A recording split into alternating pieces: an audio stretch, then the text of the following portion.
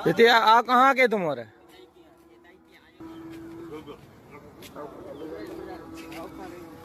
अरे क्या कर रहा हो यार? यार नाम क्या है तुम्हारे पापा? समीम और भैया को शहबाज और उनसे छोटे भैया को, हमसे छोटे को पप्पू। क्या कर रहे थे? नहा रहे थे। घर में पानी नहीं तुम्हारे? नहीं ये नहा पे किया घर में पानी नहीं है तुम्हारे? है। तो फिर क्या कर रहे थे? नहा रहे थे। ये पानी पीने का है। अब नहीं नहाएंगे। फिर सुल्तानी मोहल्ला में तो ये पानी कहाँ जाता है? तो देखा कि महाराज जो तुम्हारे पूरे मुसलमान आओ टंकी में पड़ के नहा रहे तुम्हारे महाराज हम होते नहा के यार तुम्हारे ठेके कोरोना फैला। आपने फरमाया अगर काफिरों से ताल्लुक जरूरी भी है ना तो बस इतना ही है जैसे लैट्रीन के अंदर जाना मजबूरी है।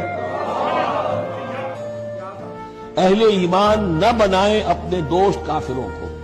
और जब आप कुरान मजीद खोलेंगे और देखेंगे सूरह तौबा सूरा नंबर 9 आयत नंबर 5, उसमें बराबर यही लिखा है कि जहां भी आप काफिरों को पाओ वहां उनका कत्ल करो।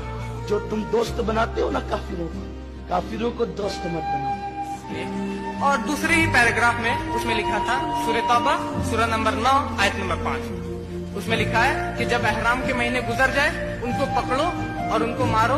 किसको? मुश्रिक मतलब गैर मुस्लिम को जहां भी पाओ उनको कत्ल करो। इसी चीज के काफिरों से दोस्ती और मोहब्बत नहीं होंगी, वैसी दोस्ती और मोहब्बत और उल्फत जो मोमिनों से होना चाहिए।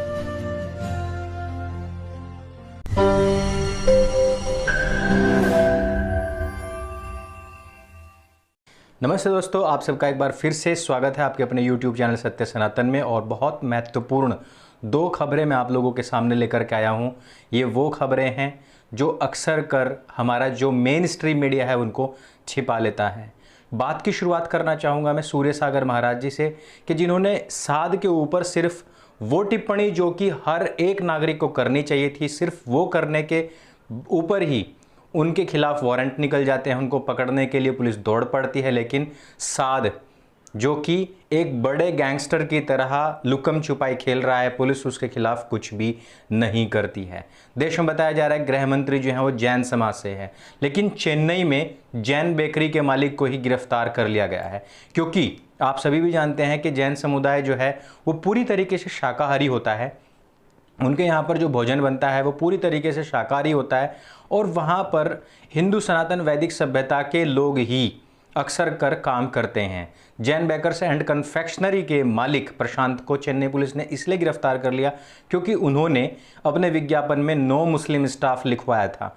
इससे एक धार्मिक भावना जो है, उन लोगों की जो भावना है वो आहत हुई है और इसके ऊपर ही 27 वर्षीय प्रशांत को धार्मिक भेदभाव वाले विज्ञापन छपवाने को लेकर के शुक्रवार को गिरफ्तार करवा दिया गया है। आरोप ये भी है कि उन्होंने व्हाट्सएप के ऊपर सर्कुलेट किया एक विज्ञापन जिसमें उन्होंने मुसलमानों को खुलेआम बदनाम किया है। अब बात यह है, दरअसल वास्तविकता यह है कि उसके ऊपर लिखा हुआ था made by Jains on order no Muslim staff. और इसका रीज़न ये होता है क्योंकि जो जैन लोग होते हैं वो नहीं चाहते हैं, उनकी अपनी एक मर्यादा है भोजन की, उनके जितने सख्त नियम है भोजन को लेकर के उतने शायद ही किसी के हों।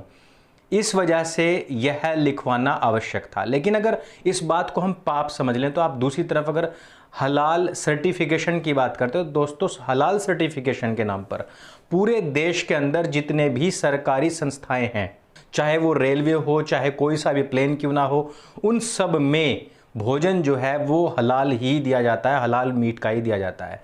वहाँ पर जहाँ पर जब तक आप कुरान की आयत पढ़ करके हलाल नहीं करेंगे जानवर को, तब तक उसको हलाल तक नहीं समझा जाता है। हलाल करने वाला भी मुसलमान कलमा पढ़ने वाला व्यक्ति ही होना चाहिए, तभी जा करके उसको हलाल समझा जाता है।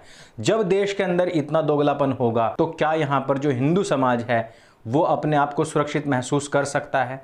मेरे हिसाब से तो नहीं कर सकता है। लेकिन सरकार अपने इस दोगले रवैये से बाज नहीं आ रही है। जो बड़ी खबर है मैं उसको आप लोगों के साथ में शेयर करना चाहता हूं कि बिहार से अभी 2 खबरें आ रही हैं और उन खबरों को अगर आप देखेंगे सुनेंगे तो आप लोगों को खुद पता लग जाएगा कि क्यों आज की तारीख में इन लोगों का बहिष्कार किया जाना अत्यंत आवश्यक बन गया है।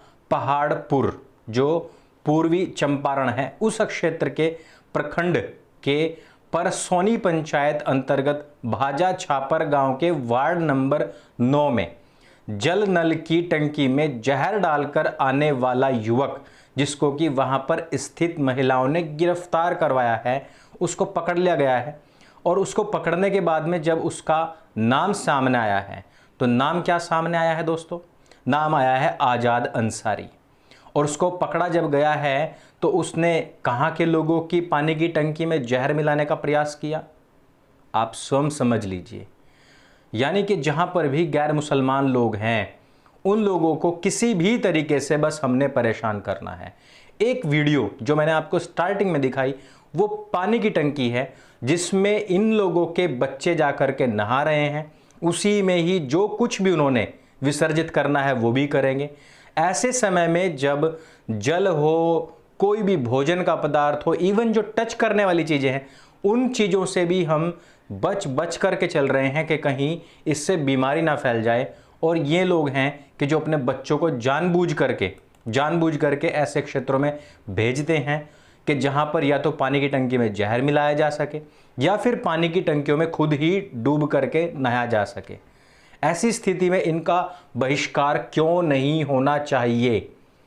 यह शब्द, यह वाक्य आप लोगों के दिमाग में खटकना चाहिए। स्वयं भी सोचना चाहिए कि जो लोग इतनी भी बुद्धि ना रखते हों तो क्या हम उनसे अपने घर का भोजन बनवा सकते हैं? बात यहीं पर नहीं रुकती है। बिहार की ऐसी खबर जो कि आपको अंदर तक हिला देगी, जो आपके रोंगटे खड़े कर देगी, और जो अभी के अभी अगर आपके आसपास आपके छोटे छोटे बच्चे बैठे होंगे, आप उनको भी अपनी गोद में लेकर के बैठ जाएंगे। बात यह है कि बिहार में पुलिस और प्रशासन की असंवेदनशीलता और मुसलमानों की क्रूरता का एक ऐसा नज़ारा देखने को मिला है कि कोई भी कांप उठे, किसी की भी रूह कांप जाएगी। एक असहाय गरीब परिवार के बच्चे को मस्जिद में ले जा करके उसको मार डाला जाता है, उसके बाद में उसे नदी में फेंक दिया जाता है। जब माता पिता पुलिस के पास में शिकायत करने पहुंचते हैं तो पुलिस ने उन्हीं को ही मार पीट करके वहां से भगा दिया। अब पूरी फैमिली को मजबूरन अपना घर छोड़ करके वहां से भागना पड़ा है। अब वो उत्तर प्रदेश के एक इलाके में रह रहे हैं। पीड़ित परिवार की सुरक्षा के कारण हम उनकी यहाँ पर लोकेशन आपको नहीं बता सकते हैं, लेकिन ये घटना बिहार के ही गोपालगंज स्थित कटेया के बेलाडीह की है। ओबीसी कैटेगरी में आने वाले राजेश जायसवाल का परिवार बहुत ज़्यादा गरीब है, जो पकोड़े बेच करके अपना गुजर बसर करता है। मार्च 28, 2020 को कुछ लड़के उसके घर पर आए, उसके नाबालिग बच्चे को क्रिकेट खेलने के बहाने से बुला करके ले गए। पीड़ित राजेश ने ओप इंडिया से बात करते हुए बताया कि ये सभी लड़के जो थे वो मुसलमान थे। उनका कहना है कि उनके 15 वर्षीय बेटे रोहित को पहले मस्जिद में ले जाया गया, वहां उसकी बलि दी गई। गांव में नया मस्जिद बना हुआ है। मुस्लिमों के बीच में ये चर्चा आम थी कि अगर किसी हिंदू की बलि वहां पर दे दी जाए तो मस्जिद बहुत ज़्यादा शक्तिशाली हो जाएगी और उसका प्रभाव भी बढ़ जाएगा, क्योंकि काफिर की हत्या बहुत जायज़ मानी गई है। राजेश का कहना है कि असल में बच्चों के बहाने उनके नाबालिग बेटे को बुलवाया गया है। मस्जिद में उन बच्चों के गार्जियन पहले से इंतजार कर रहे थे जिन्होंने इस घटना को अंजाम दिया है। बच्चे का गला दबाकर मार डाले जाने की जो बात है वो वहां पर कही जा रही है और वहां के लोगों के, स्थानीय लोगों के द्वारा भी बताई जा रही है। इस हत्याकांड में 6 लोगों के शामिल होने का आरोप लगा है। और मैं एक बार फिर से इस बात को रिपीट कर दूं कि मुसलमानों के द्वारा अक्सर ये बात हमने देखी है, ये अनुभव में आई है, एहसास में आई है कि पहले वो अपने बच्चों को ही भेजते हैं। जैसे कि पानी की टंकी में नहाने के लिए बच्चों को भेजा जाता है, जैसे कि हिंदुओं के मोहल्ले में लड़ाई झगड़ा पैदा करने के लिए बच्चों को भेजा जाता है। ये पिन टेस्ट किया जाता है, उसके बाद में बड़ा आघात पहुंचाया जाता है। इस मामले में पुलिस ने पीड़िताओं के साथ में दुर्व्यवहार किया। मैं एक पिन कमेंट में आर्टिकल दे रहा हूं आपको ओप इंडिया का, उसमें वो वीडियोस भी हैं जो इन लोगों ने पुलिस वालों का बनाया, जिसमें पुलिस वाले ही इन लोगों को गाली गलौज कर रहे हैं। और ये हमारा बिहार है जहां पर सुशासन बाबू हैं और यहां पर बहुत अच्छा सुशासन चल रहा है। राजेश का आरोप है कि पुलिस ने पोस्टमार्टम भी अपने मन मुताबिक ही बनवाई है। बच्चे के मृत शरीर को 2-3 मिनट के लिए अंदर ले जाया गया और पोस्टमार्टम के करे जाने की बात कह करके बाहर आ गए। बच्चे के मृत शरीर के साथ कोई भारी चीज़ बांध करके उसको नदी में फेंका गया था ताकि मृत शरीर तैरते हुए ऊपर ना आए। बावजूद इसके पुलिस राजेश से कहती रही कि वो बच्चे की दुर्घटना से होने वाली मौत को कबूल कर ले, यानी कि उन राजेश के ऊपर इस बात का दबाव भी बनाया गया। पुलिस लगातार इस मामले को दबा रही है और वहाँ के जो स्थानीय लोग हैं और ख़ासतौर पर पुलिस, वो उनके ऊपर गांव छोड़ने का दबाव बनाते रहे।